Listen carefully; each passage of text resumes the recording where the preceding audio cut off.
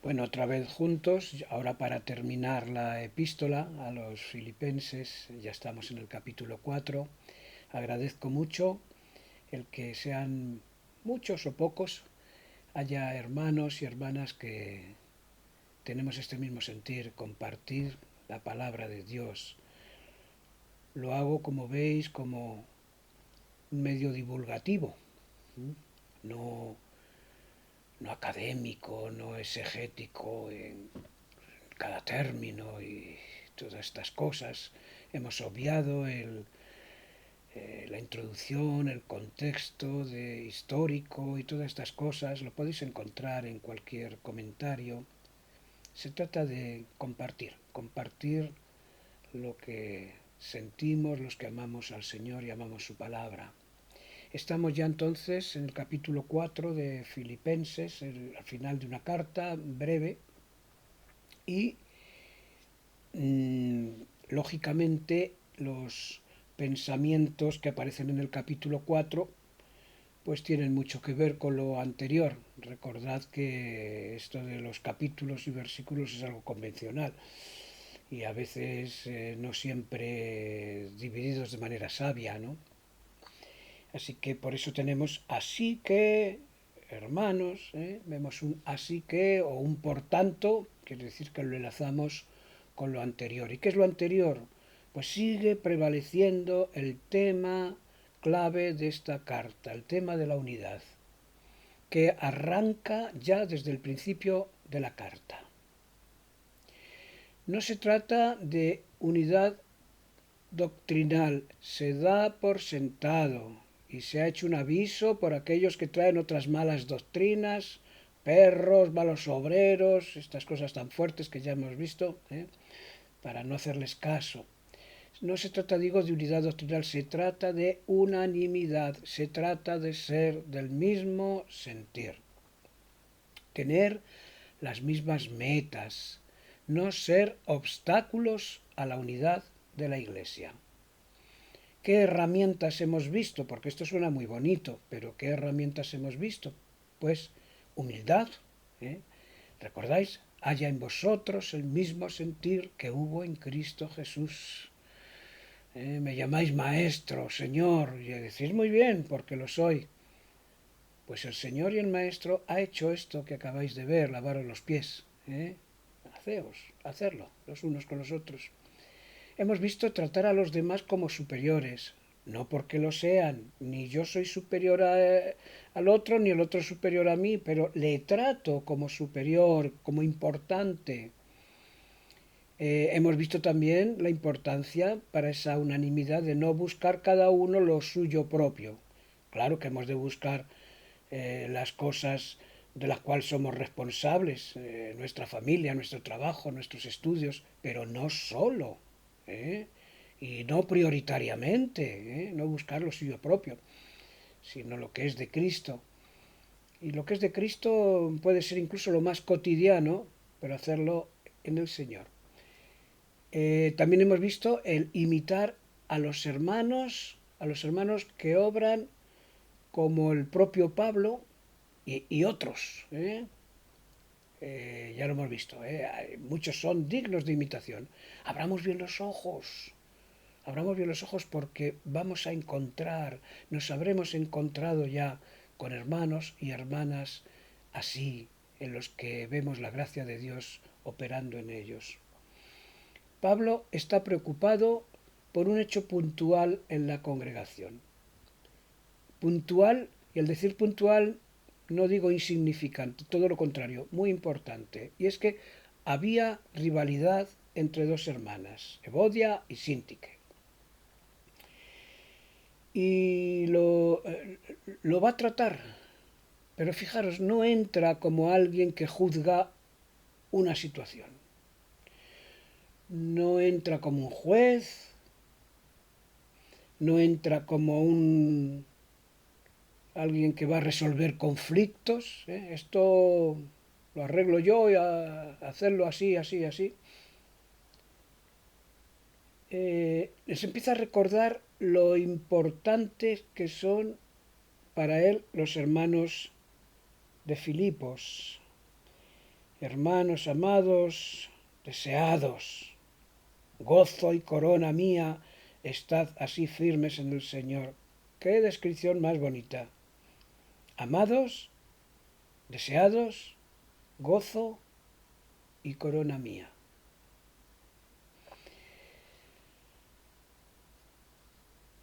En cierto modo, Pablo siempre tiene en mente, bueno, en cierto modo no, es algo prioritario para él, cómo llegó el Evangelio a las distintas comunidades que surgieron por su testimonio.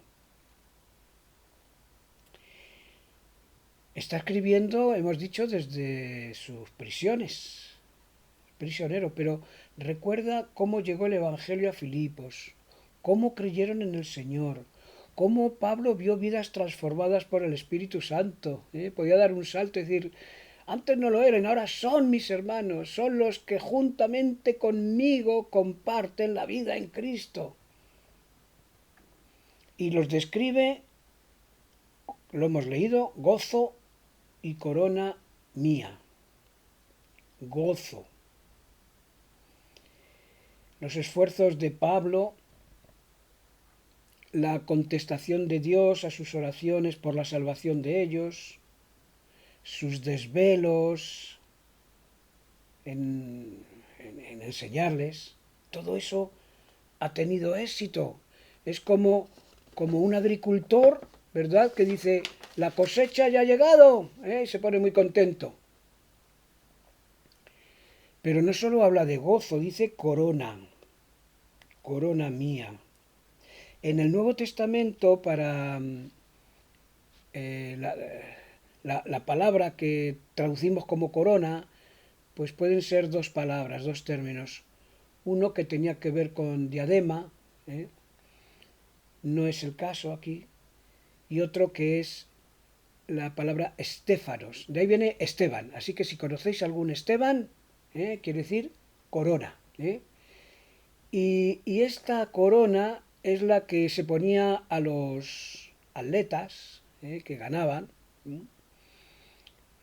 Corona de laurel, estamos acostumbrados a ver alguna película del mundo grecorromano y ver esto, ¿no? Pero también podía ser de olivo silvestre e incluso de perejil. También a los invitados, para distinguirlos, para decir cómo os aprecio, se les ponía también una corona en un banquete, en una fiesta. Bueno, pues estos dos matices encajan perfectamente aquí. Pablo se ha esforzado, por un lado, es atleta, y por otra parte celebra el milagro que Dios ha hecho en sus hermanos. ¿Os imagináis cuando estemos con Cristo el gozo que podemos sentir al comprobar que por el testimonio de uno ha habido otros que han conocido a Cristo? ¡Qué preciosidad! Así que sigue el verso 1 diciendo, así que, bueno, estad así firmes en el Señor, amados, estad firmes. Y firmes aquí no se trata en este contexto tanto de las convicciones doctrinales como de la coherencia de nuestra fe, de lo que se espera de nosotros, sino, y no digo que no sea importante eso, por supuesto, pero en este contexto es firmes en el Señor, firmes en su compañía. Nunca perdáis la conciencia de que Cristo está entre vosotros, de que el Señor está con vosotros. Y esto es lo que nos hace firmes. Ruego a Evodia y Síntique que sean de un mismo sentir en el Señor. Asimismo te ruego también a ti, compañero fiel, que ayudes a estas que combatieron juntamente conmigo en el Evangelio, con Clemente también, y los demás colaboradores míos, cuyos nombres están en el libro de la vida. en el Señor. Pero esta vez exhortando a las dos hermanas. Ruego a Evodia y Síntique, cuando leáis esta carta, que se enteren, muy bien, que sean de un mismo sentir en el Señor. ¿Se había roto la unanimidad? Pues que sean de un mismo sentir. A ver cómo arreglamos esto. ¿Qué se nos ocurriría a nosotros? Aplicar lo que sabemos o hemos experimentado, conocemos. Venga, que vamos a buscar el diálogo. El diálogo hace maravillas. Pues aquí Pablo no habla de eso. Bueno, mira, vamos a hacer. Cogemos a una de las dos y que nos descubra las razones, por qué esa rivalidad, cuáles son sus intereses, a lo mejor la otra se los está pisando, cuáles son sus metas, por qué está enfadada, diríamos, con la otra persona. Venga, y luego cogemos a la otra, y luego las dos juntas y que se conozcan. No, no, no, no, no, no, no. Mira, eso está muy bien, cuando yo en un momento determinado trabajé en un instituto de secundaria y había conflictos entre los chicos y había un protocolo de resolución de conflictos y estas cosas. No, aquí no. ¿eh? Bueno, pues que se sometan a la disciplina de los ancianos. Cuando digo ancianos me refiero a ancianos pastores, lo mismo. Pues tampoco dice eso Pablo. Y no digo que no haya que someterse a la disciplina de los ancianos. Que sean de un mismo sentir en el Señor. Porque no hay unidad si no es en el Señor, si no es en Cristo. La unidad se desmorona en una iglesia si no hay un dirigente reconocido como autoridad por todos. Y la autoridad es Cristo y su palabra. La unidad de todos depende de nuestro sometimiento a Cristo. Qué pena cuando llega algún misionero y entra en una iglesia y espera sometimiento y resulta que a lo mejor él no tiene ninguna experiencia de haberse sometido anteriormente en su experiencia como creyente. Bueno, lo dejo ahí. Con toda seguridad, si ambas hermanas se pusieran juntas a orar, verían claramente que lo más importante no era la opinión de cada una de ellas. Es que Bodia y Sintique eran personas que habían trabajado. A estas que combatieron juntamente conmigo en el Evangelio. La expresión es radical. Combatieron. Empezaron seguramente en el inicio de la obra en Filipos como puntales importantes en la congregación. Igual que lo fue Lidia. Lidia, la vendedora de púrpura, que abrió su casa para que se reuniera la iglesia. Y es que en Macedonia las mujeres tenían mucha libertad para... Lidia era una emprendedora, diríamos hoy, una empresaria. Bueno, pues para llevar una vida pública sin problemas. En Grecia no, en Grecia era todo lo contrario. En Grecia las mujeres, ¿a dónde? Al gineceo. ¿Os suena esa palabra, no? Cuando estudiabais en bachiller o en la escuela las partes de la flor, el androceo y el gineceo. Y decíamos, es la parte femenina de la flor, allí esa especie de botellita, donde entra el polen y eso, ¿no? Bueno, pues las mujeres al gineceo, apartadas allí.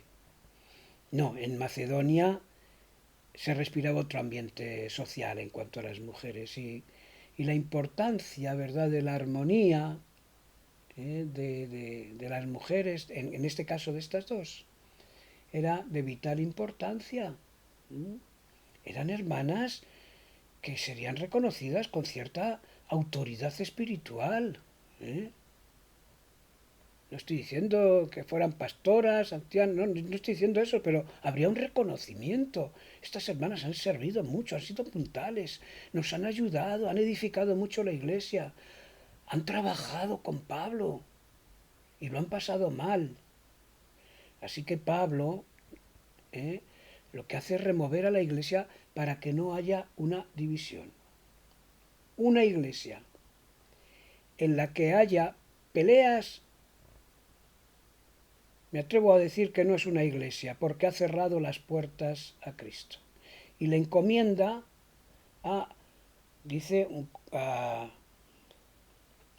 te ruego también a ti, compañero fiel, que ayudes a estas que combatieron juntamente conmigo en el Evangelio. Ahí hay un hermano, un compañero de trabajo, compañero fiel, que les ayudes a encontrar la unanimidad. Y también hay, llama a Clemente también, con, y otros que llama a colaboradores, venga, ayudadles, porque la cuestión era muy, muy, muy importante.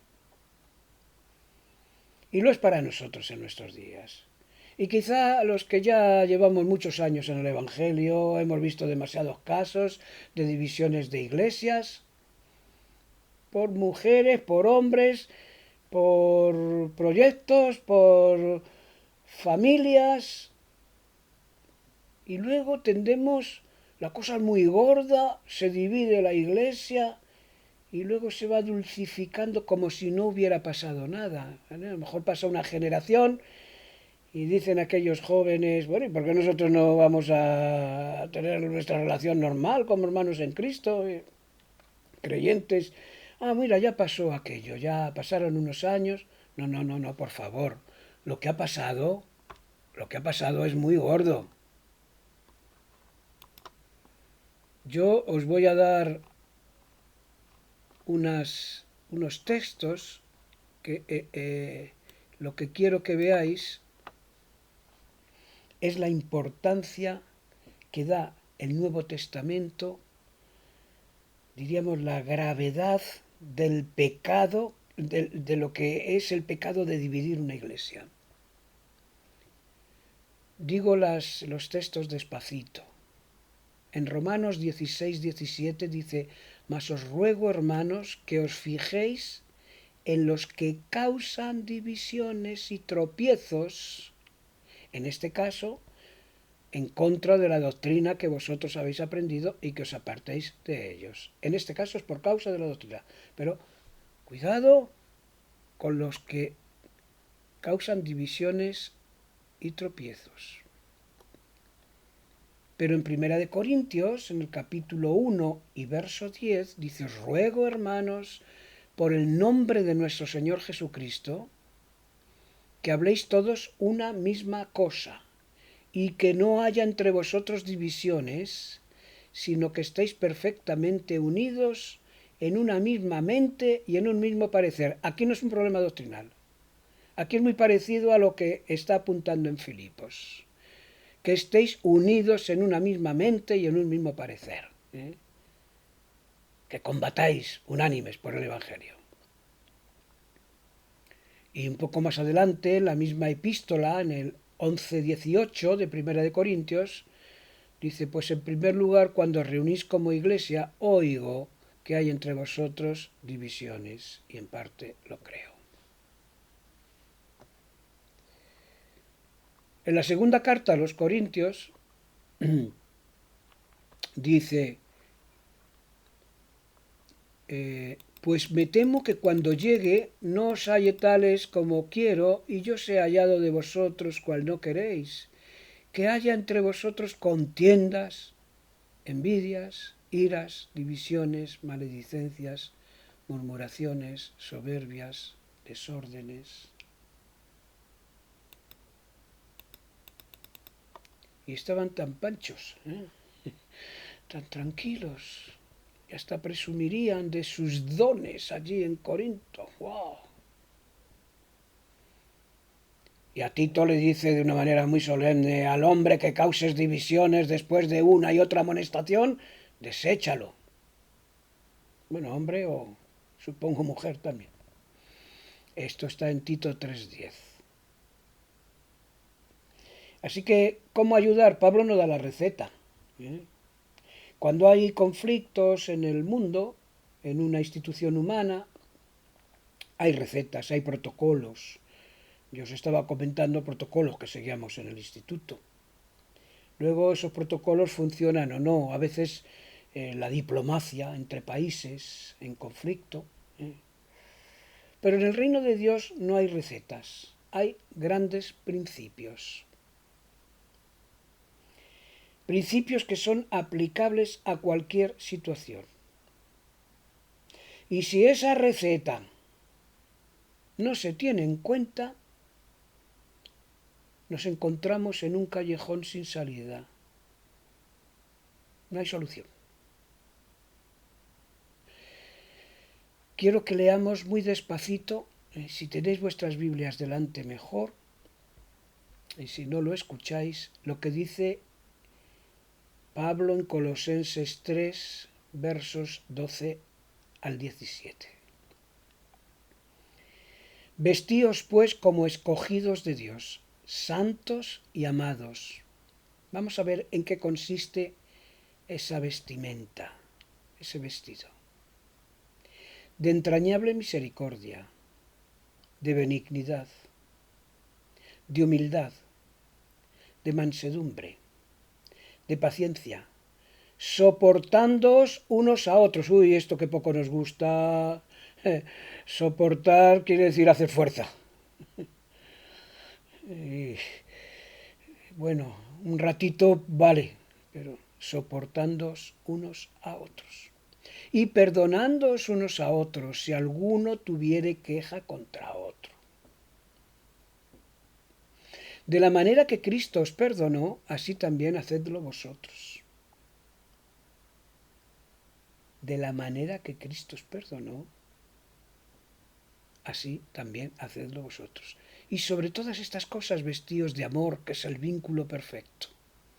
Y la paz de Dios gobierne en vuestros corazones, a la que asimismo fuisteis llamados en un solo cuerpo, y sed agradecidos. Y cuando hay este ambiente, sigue diciendo el texto, que la palabra de Cristo more en abundancia en vosotros, enseñándoos, exhortándoos unos a otros en sabiduría, cantando con gracia en vuestros corazones al Señor, con salmos e himnos y cánticos espirituales, y todo lo que hacéis, sea de palabra o de hecho, hacedlo todo, todo en el nombre del Señor Jesús, dando gracias a Dios Padre por medio de Él. A ver, Evodia, a ver, Sinti, que vamos a aplicar estos principios. Y en medio de esa situación, ¿verdad?, que en principio pudiera ser tensa, que lo es, que es prioritaria para resolver, en medio de eso, aplicad estos principios en los que nos movemos. Son parte de la gracia de Dios. La Iglesia, la gracia de Dios conduciéndonos como comunidad. ¿Y qué resulta cuando aplico estos principios? Dice, gozo. Verso 4, regocijaos en el Señor siempre. Otra vez digo, regocijaos. Hay triunfo sobre las carnalidades, hay intensa comunión, hay recuperación de lo que somos en Cristo, conciencia de lo que somos en Cristo, de nuestra identidad. Así que tenemos motivos más que suficientes para regocijarnos. Regocijaos. ¿Por qué alegría, gozo? Pues hombre, porque fundamentalmente vivimos acompañados por Cristo, o acompañados de Cristo en todo. en lo que calificamos como bueno, en lo que calificamos como pruebas. Un gozo que no depende de las circunstancias. Y es en Filipos, recordad, donde Pablo está en una mazmorra, está en la oscuridad, y Pablo y Silas allí en un calabozo profundo, con un cepo, y están alucinando los demás presos porque están cantando de gozo himnos al Señor. ¿Recordáis, no? Aquella escena del carcelero de Filipos. Además, el gozo cristiano no depende de las circunstancias, como la paz tampoco depende de las circunstancias, sino que es un gozo que tiene proyección escatológica, que depende de nuestra esperanza. Pase lo que pase, ahora estamos acompañados por el Señor y estaremos presentes al Señor. Recordáis, ¿no? Apocalipsis: enjugará Dios toda lágrima de los ojos de ellos, y ya no habrá muerte, ni habrá más llanto, ni clamor, ni dolor, porque las primeras cosas pasaron. Además, un gozo relacionado con la obediencia, con la conciencia de haber cumplido en mayor o menor medida, y sin compararnos,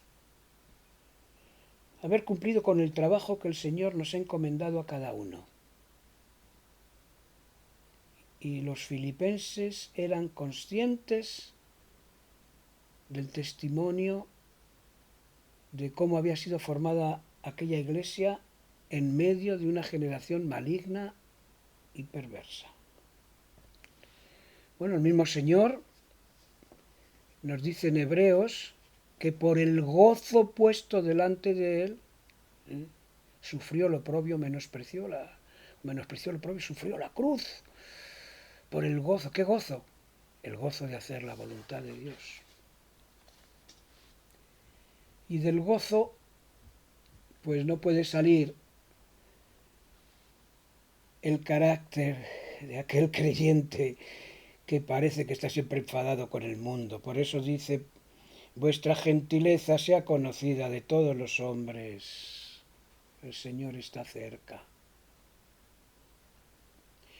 ¿Qué es lo que el mundo tiene que notar en los creyentes en relación al trato que le damos a los demás? Gentileza, dice ahí. He estado consultando esta palabra y también viendo otras traducciones, y esto de gentileza, que parece la cajera del Corte Inglés cuando te dice buenos días, buenas tardes. Esto gentileza, ¿verdad? No, no tiene nada que ver con eso. Es mucho más profundo.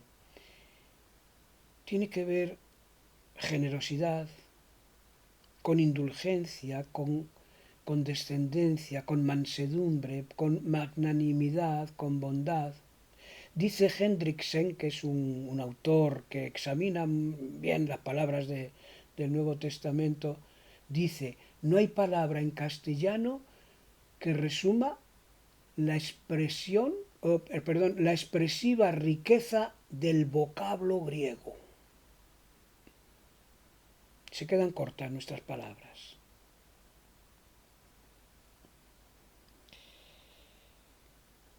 Sí. Además, mirad, es preferible sufrir la injusticia que cometer la injusticia. Pablo se lo recordó a los corintios, pero bueno, ¿y por qué no sufrís el oprobio? Y os dejáis tanto de buscar que si es que mi persona ha sido muy ofendida por tal hermano, tal hermana, y quiero que sea...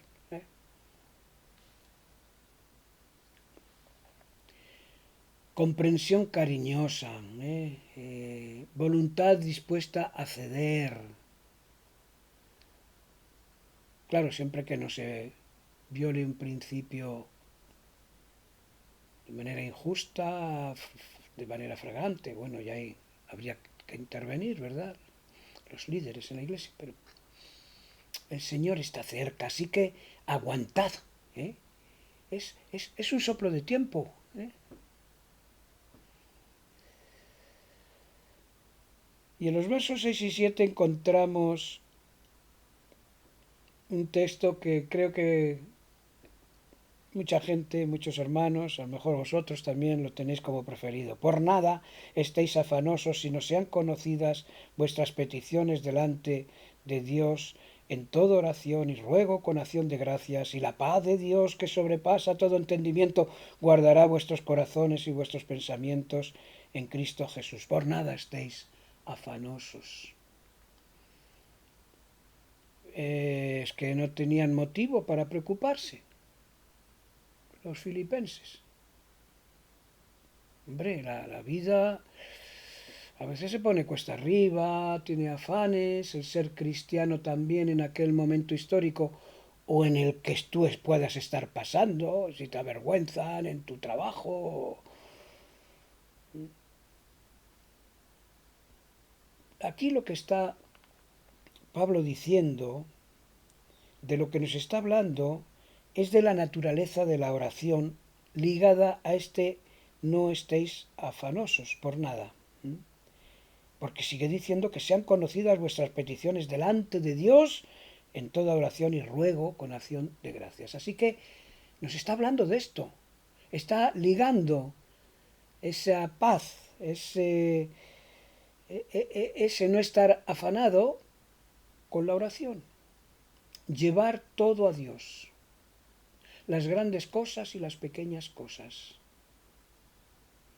El afán tiene una gran relación con una manera deficiente de entender la oración. Se trata de abrir el corazón a Dios. La oración no es una lista de la compra. Esto necesito y esto y esto y esto. ¿Cuándo hemos de orar? En todo tiempo. ¿Y en qué momento o en qué circunstancia? En toda circunstancia. ¿No os acordáis de este otro texto también ligado de Primera de Pedro 5:7? Echando toda vuestra ansiedad sobre Él. ¿Por qué? Porque Él tiene cuidado de vosotros. Así que, sea cual sea nuestro estado de ánimo, con sincera devoción y reverencia, y dice todo ruego, ¿no? Habla ahí de ruego, plegaria también. Son necesidades concretas, sí, cuéntaselo a Dios, hombre. No vayas con generalidades, sino ruegos definidos, específicos. Y todo ello regado con acción de gracias.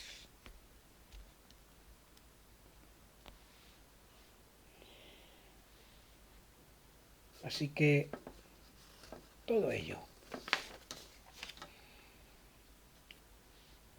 Y la paz de Dios, que sobrepasa todo entendimiento, guardará vuestros corazones y vuestros pensamientos en Cristo Jesús.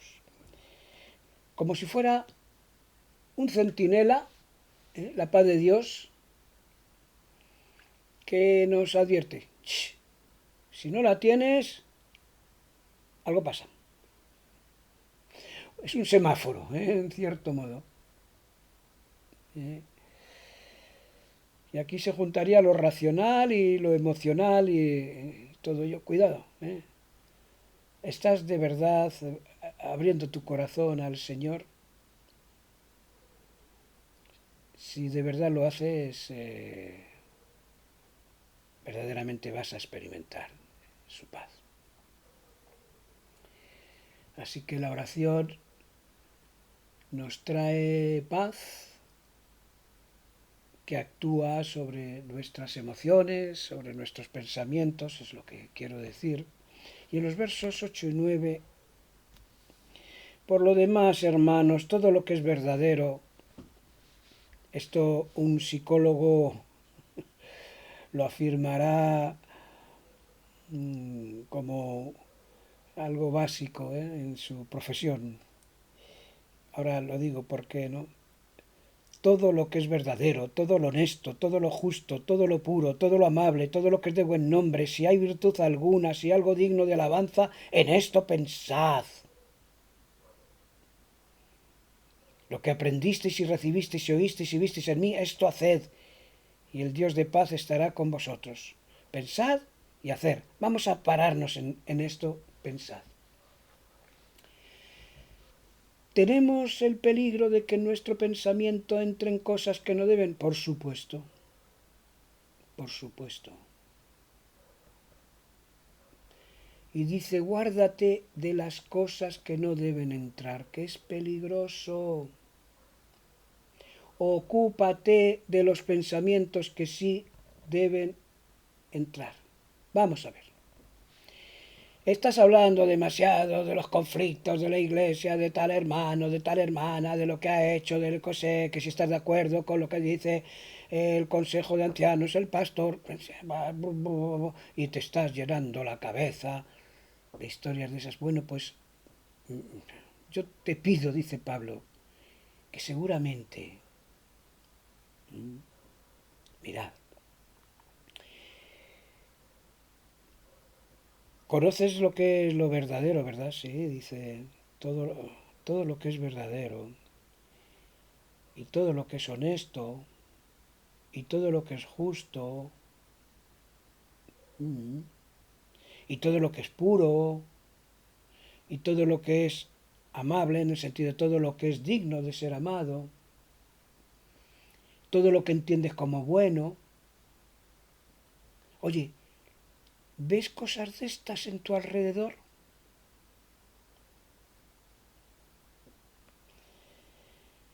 ¿Ves virtudes,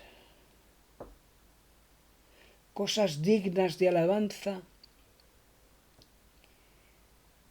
buen testimonio de muchos hermanos, vidas transformadas por el Evangelio? ¿Lo ves? ¿O solamente ves lo negativo?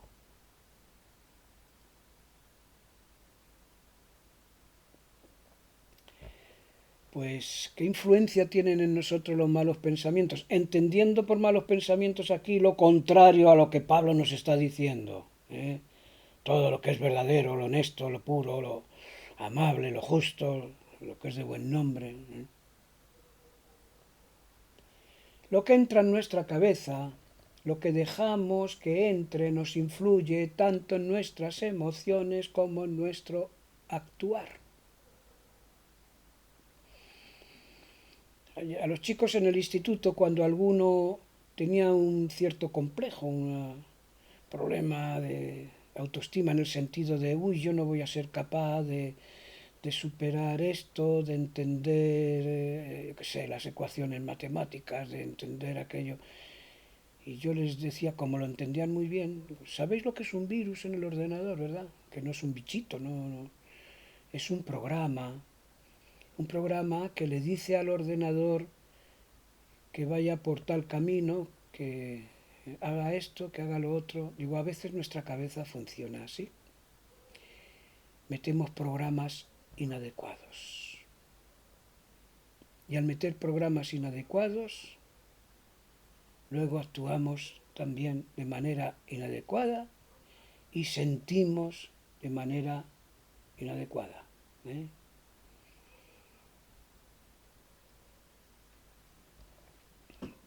Por eso Pablo tiene tanto interés en decirnos, cuidado, tenemos la mente de Cristo. Dios está trabajando en vosotros para que cada día seáis más conforme a la imagen de Cristo. O aquello de transformaos, ¿verdad?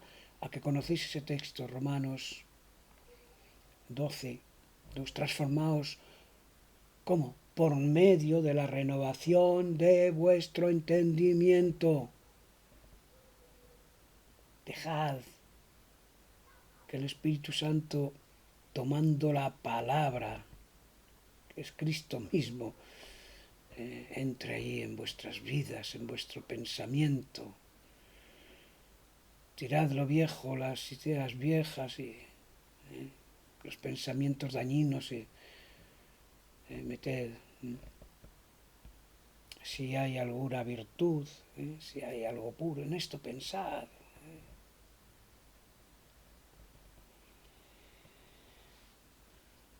¿Lo queréis más concreto?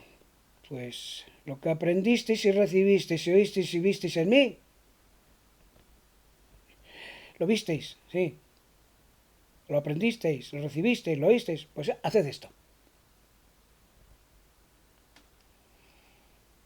Las cartas de Pablo, que a veces son fuertes, que a veces denuncian situaciones que han de ser enfrentadas, siempre nos muestran un corazón optimista.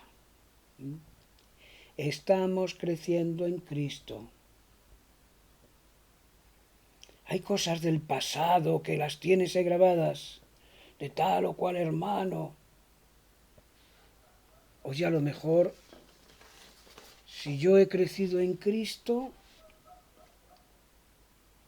¿estoy diciendo que Él no puede crecer? ¿Que haya tenido un crecimiento como el mío? Yo me miro para atrás y digo, chico, pues con toda humildad, pero he avanzado. He avanzado en el desierto, ya no estoy en las afueras de Egipto. Estoy camino a la tierra prometida y se nota, sí, sí, se nota como el Señor no ha terminado su obra en mí, por supuesto, anda, que no le queda. Uf, tiene trabajo. Pero se nota ya lo que ha hecho. Y aquel hermano sobre el que, uy, este no tiene arreglo, ¿de verdad que no tiene arreglo? No le da la oportunidad de que haya podido hacer el Señor lo mismo que ha hecho contigo y que también Él esté creciendo y esté transformándose. Pensar en positivo es pensar en el triunfo de la gracia de Dios sobre los suyos. En esto pensad, miremos a los demás como lo que somos. Un pueblo que camina hacia la tierra prometida. Unos cojeamos, otros tenemos dificultades con la visión, otros nos desanimamos, pero también entre nosotros nos estimulamos, nos animamos, nos ayudamos y todos avanzamos hacia ese día final. Lo voy a dejar aquí.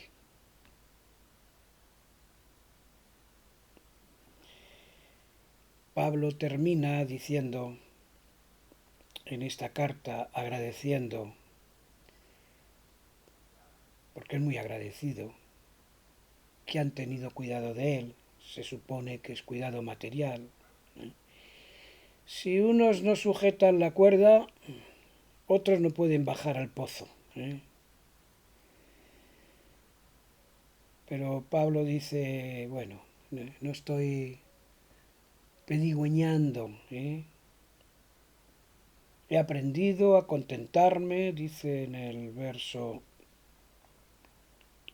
11, cualquiera que sea mi situación. Sé vivir humildemente, tener abundancia en todo y por todo estoy enseñado, así para estar saciado como para tener hambre, para tener abundancia como para padecer necesidad.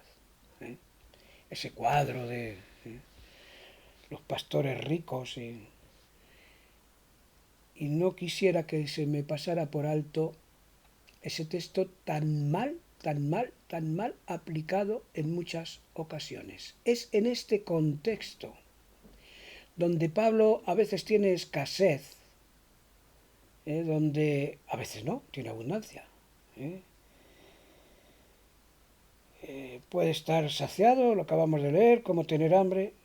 Todo lo puedo en Cristo que me fortalece en ese contexto, porque yo he visto cosas que rayan la impiedad utilizando este texto.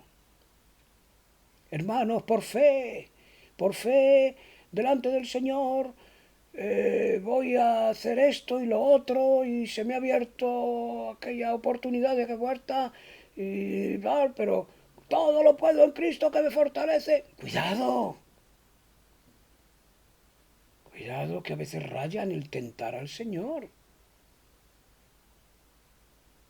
Lo que Pablo está diciendo es mucho más del andar por casa, de lo cotidiano.